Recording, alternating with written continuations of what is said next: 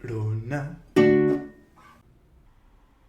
Ora viva, então diz que uma tal de Princesa Guerreira, ou Zena, ou lá o que é, e um madeirense, ou será o contrário, foram apanhados no bem bom, por uns seguranças que gravaram. Fogo, já nem se pode ir para casa pinar sem ser apanhado por uma câmara. Condenável, abominável esta falta de privacidade. Espera, no quê? Onde? Na casa do Big Brother? Ah... Por falar em filmes porno, então não é que o Benfica está com Covid? Mas continuam a jogar. Futebol é que é. É preciso entreter o Tuga para continuar em casa. Isso e igrejas. Ajulhou? Agora vai ter que zaragatuar. Ou zaragatear, ou lá o que é. Mudando um pouco de assunto, que abunda nas notícias portuguesas. A saída do Trump e dos trompetes. Adorei a banda sonora.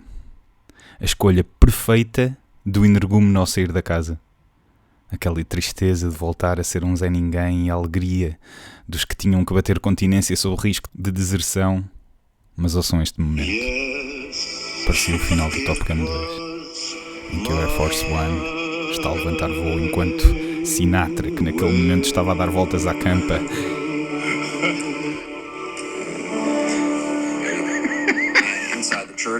sim, ele fez tudo à sua maneira. Mas chegou o momento da tomada de posse, finalmente, do Sr. Biden. Não sabia que iria ser algo semelhante ao Festival Internacional de Bandas Filarmónicas de Sul. Desculpem o lapso, em Sul é só de ranchos folclóricos. Mas percebem, foram marchas durante a tarde toda. Mas foi bom. Tenho pena, porém, que, mesmo que Trump não tenha estado na inauguração, e que a esta hora Mike Pence seja acusado no Twitter pelo Trump de traidor, espera, ele foi banido no Facebook? Espera, ele foi banido no Insta? Espera, ele... TikTok? Espera, ele baniu o TikTok. Spotify? Espera, aí não dá. Mas também foi banido. Bem, não interessa. Tenho pena que não tenha sido despejado da Casa Branca. Agora um pouco suja. Mas gostei. Quase parecia que estava a seguir o autocarro da seleção. Tenho pena também de que a Lady Gaga não tenha inserido um Shallow no meio do hino dos US of A e o Bradley Cooper não tenha aparecido para acompanhar. Mas o momento apoteótico do dia, claro está, foi... O quê? Aquele senhor sentado durante a tarde toda? O Bernie Sanders? Não? Quer dizer, também. O momento Frozen latino-americano? From sea to shining sea.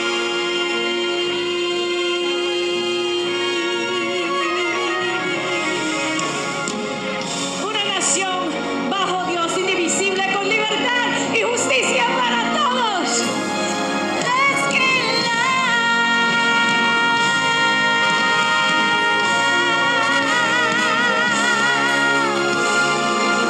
This land was made for you and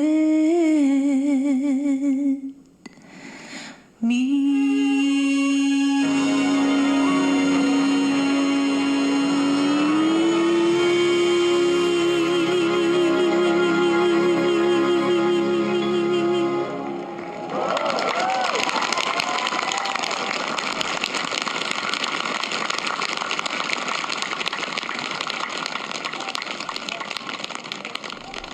Também não é mal pensado.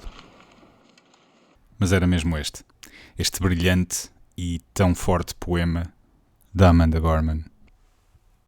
Let me introduce Amanda Gorman, our nation's first ever National Poet Laureate.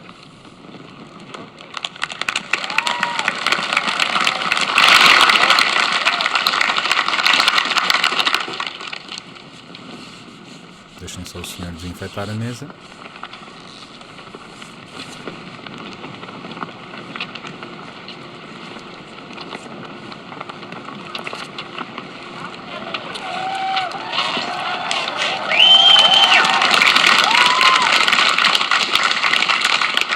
Mr. President, Dr. Biden, Madam Vice President, Mr. Emhoff, Americans, and the world. When day comes, we ask ourselves, where can we find light in this never-ending shade? The loss we carry, a sea we must wade. We've braved the belly of the beast. We've learned that quiet isn't always peace, and the norms and notions of what just isn't always just is. And yet the dawn is ours before we knew it. Somehow we do it. Somehow we've weathered and witnessed a nation that isn't broken, but simply unfinished. We, the successors of a country and a time where a skinny black girl descended from slaves and raised by a single mother can dream of becoming president, only to find herself reciting for one. And yes, we are far from polished, far from pristine, but that doesn't mean we are striving to form a union that is perfect. We are striving to forge our union with purpose, to compose a country committed to all cultures, colors, characters, and conditions of man. And so we lift our gaze not to what stands between us, but what stands before us. We close the divide because we know to put our future first, we must first put our differences aside. We lay down our arms so we can reach out our arms to one another. We seek harm to none and harmony for all. Let the globe, if nothing else, say this is true. That even as we grieved, we grew. That even as we hurt, we hoped. That even as we tired, we tried. That we'll forever be tied together, victorious. Not because we will never again know defeat, but because we will never again sow division. Scripture tells us to envision that everyone shall sit under their own vine and fig tree, and no one shall make them afraid. If we're to live up to our own time, then victory won't lie in the blade, but in all the bridges we've made. That is the promised glade, the hill we climb, if only we dare it, because being American is more than a pride we inherit. It's the past we step into and how we repair it.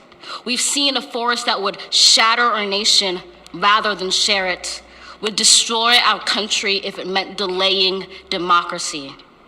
And this effort very nearly succeeded. But while democracy can be periodically delayed, it can never be permanently defeated.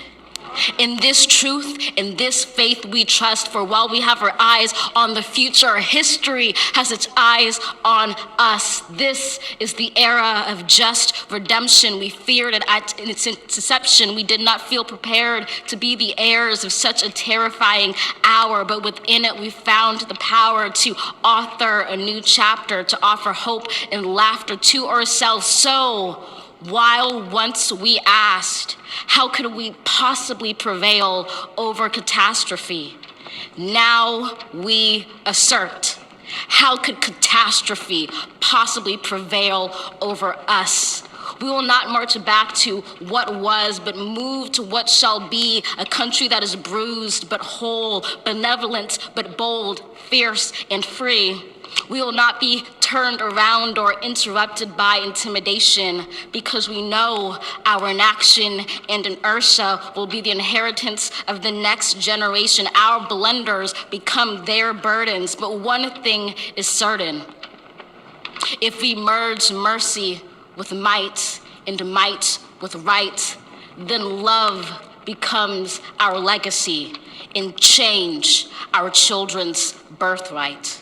So let us leave behind a country better than the one we were left. With every breath from our bronze-pounded chest, we will raise this wounded world into a wondrous one. We will rise from the gold-limbed hills of the west. We will rise from the wind-swept northeast, where our forefathers first realized revolution. We will rise from the lake-rimmed cities of the Midwestern states. We will rise from the sun-baked south. We will rebuild reconcile, and recover in every known nook of our nation, in every corner called our country. Our people, diverse and beautiful, will emerge battered and beautiful. When day comes, we step out of the shade of flame and unafraid. The new dawn blooms as we free it. For there is always light if only we're brave enough to see it, if only we're brave enough to be it. Wow. How's that for a national debut? Most of us will remember where we were when we heard Joe Biden take the oath of office give his inaugural address. We will all remember when we heard Amanda Gorman speak to the world as America's first National Youth Poet Laureate. Claro que se houvesse aqui no meio perdia se calhar um bocadinho de seriedade. No entanto, mensagem final: votem, informem-se antes de votarem, não acreditem em tudo o que vos berram ao ouvido e não acreditem que um calhau possa ser um pacote de sementes ou vice-versa, ou o que é. Mas podem acreditar que um coisinho pode ser um calhau. E mais importante ainda, se querem pinar à vontade, não participem no Big Brother. Obrigado, bom dia.